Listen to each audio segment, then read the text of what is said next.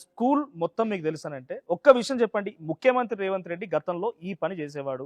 ఇంత పెద్ద బిగ్గెస్ట్ విషయం తెలంగాణ ప్రజలకు తెలవని విషయం కౌశిక్ రెడ్డి తెలిసిన ఒక్క మాట చెప్పండి. వద్దు, బాగుండదు. పర్సనల్ విషయాలు మాట్లాడితే it is not right Manoj గారు. ఆయన పర్సనల్ ఆయన విషయం అని మీరే అంటున్నారు. ఆయన పర్సనల్ విషయం పబ్లిక్ కి అవసరం ఏముంది? మీరెందుకు అవసరం పదే లేదు. పదే quote ఆయన చేయాల్సి వస్తుంది? ఆయన మా కేటీఆర్ గారిని ఆయన డ్యామేజ్ చేస్తుంటేనే ఆయన అన్యాయంగా కాంది అయినట్టు మాట్లాడి ప్రతి దగ్గర మాట్లాడుతుంది కాబట్టి మేము మాట్లాడాల్సి వచ్చింది. పర్సనల్ విషయాలు మళ్ళీ ఇంకోసారి ఆయన ఎప్పుడైనా మాట్లాడింది అనుకోండి, అప్పుడు ఉన్నాయి లేని అని చెప్తాం. అంటే ఆయన ఓన్లీ పర్సనల్ విషయం, ప్రజలకు సంబంధించిన విషయం కాదు. ఆ పర్సనల్ విషయం చెప్పి పదే పదే కౌశిక్ రెడ్డి ప్రజలకి blackmail లేపుతున్నాడు. డైరెక్ట్ గా అన్ని టీవీ ఇంటర్వ్యూలోనే చెప్తుండు కదా మనోజ్. అరే ప్రజలు మోసాన్నే నమ్ముతారు, మనం మోసం చేసి రావాలని ఒక ప్రముఖ ఛానల్లో ఆయన ముఖ్యమంత్రి కాకముందు కూర్చొని చెప్పింది రేవంత్ రెడ్డి గారే కదా మనోజ్. ఇలా చేస్తుంది కూడా ఆయన అదే కదా. మీకు ఇదే చెప్పిన కదా, మోసం చేసుడు వెన్నటో పెట్టిన విద్య రేవంత్ రెడ్డి గారికి. కానీ ప్రజలు మళ్ళీ ఒకసారి చెప్తున్నా, ప్రజలు ఆయనని మోసం చేయడానికి జనరల్ ఎలక్షన్ ఎప్పుడు వస్తప్పుడు సిద్ధంగా ఉన్నారు.